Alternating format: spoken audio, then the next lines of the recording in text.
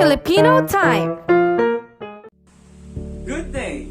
Annyeonghaseyo, konnichiwa, bonjour, ni hao, namaste, magandang araw. Halina't matuto, masayang mag-aral na ang Filipino. Come on, let's learn Filipino. Kumusta? How are you? I am Teacher Brian. In this video, we will talk about interrogative and demonstrative pronouns. Handa ka na? Are you ready? Okay, let's start.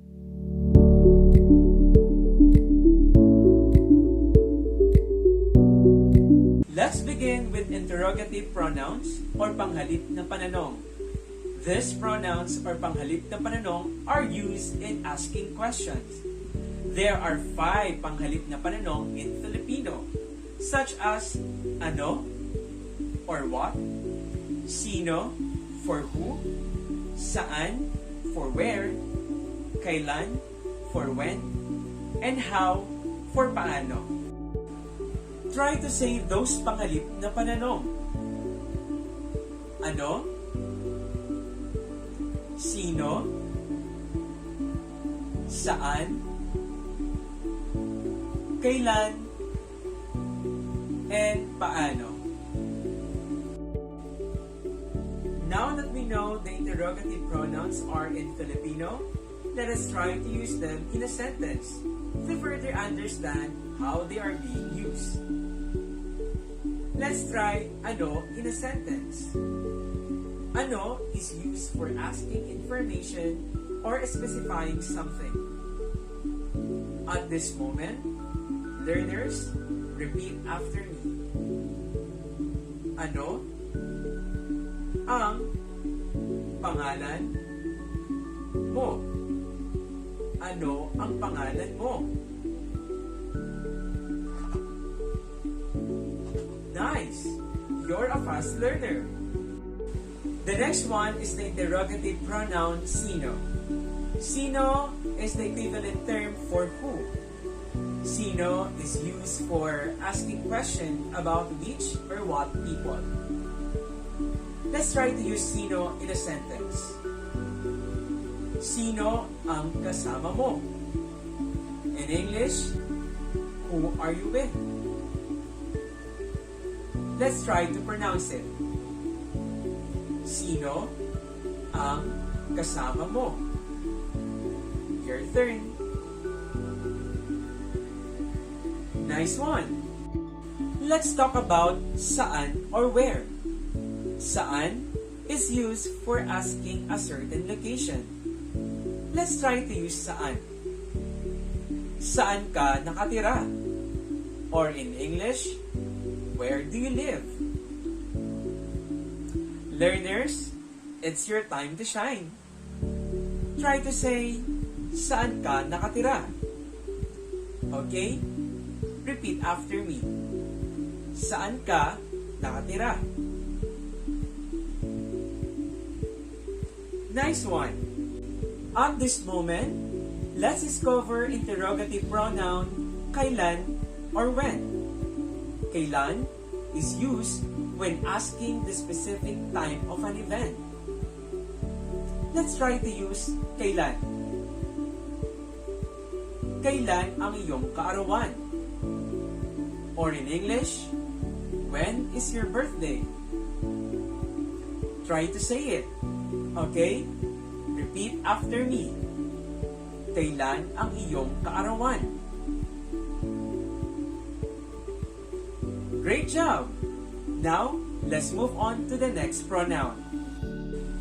Now, we will be learning paano or how. The interrogative pronoun paano is used for asking a condition or by what means. Let's use it. Paano magluto ng adobo? In English, how to cook adobo.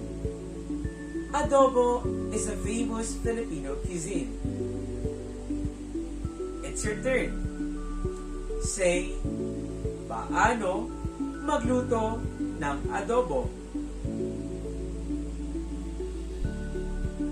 Very good. Now, let's have a short recap about interrogative pronouns. In Filipino, panghalip na pananong. Repeat after me. Ano? Sino? Saan? Kailan? And paano?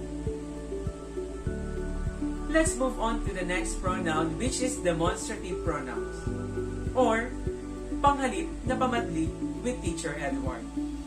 Hello learners! I am Teacher Ed and I'll be teaching you another type of pronouns in Filipino. They are called demonstrative pronouns or in Filipino, panghalip pamatlig. Demonstrative pronouns in Filipino are the following. Ito as an equivalent term for this, and iyan at iyon for the word that. Now learners, let's try to say ito. Ito. Iyan. Iyan. At iyon. Iyon. Nice. That's good. I know that you are excited to know more about this panghalip na pamatlig. So let's continue. Let's focus on using the panghalip na pamatlig ito or this. Ito is used when an object is near to the speaker. For example, ito ang aking alagang pusa. In English, this is my cat. An important note, in Filipino, when there are more than one objects, you need to add ang mga after the word ito. In English, ang mga ito is equivalent to this. For example, ito ang mga alaga kong pusa. In English, these are my cats. Now, it's your time to say it. Let's start with ito or this. Ito ang alaga kong pusa. Ito ang alaga kong pusa. Good. Next is ito ang mga or this. Ito ang mga alaga kong pusa. Ito ang mga alaga kong pusa. You are improving! The next demonstrative pronouns are iyon and iyan, which is equivalent to the word that. In Filipino, they are used to refer to an object that is far from the speaker. Iyon and iyan has the same meaning, but in Filipino context, the pronoun iyon is farther than iyan. Am I making myself clear? Good. Now let's use iyon and iyan in a sentence. Iyon ang bahay namin. Iyan ang bahay namin. Or in English, that is our house. Try to say it. Iyon ang bahay namin. Iyon ang bahay namin. And iyan ang bahay namin. Iyan ang bahay namin. Very good.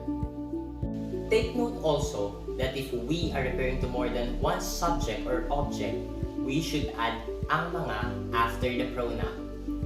For example, iyan ang mga damit ko.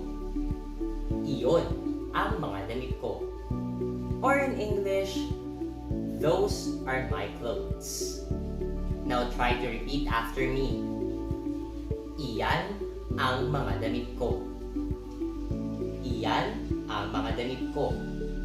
And iyon ang mga damit ko. Iyon ang mga damit ko. Wow! You're doing great! Great job, viewers! Now, let's have a short recap for panghalip na pamatlig. Repeat after me.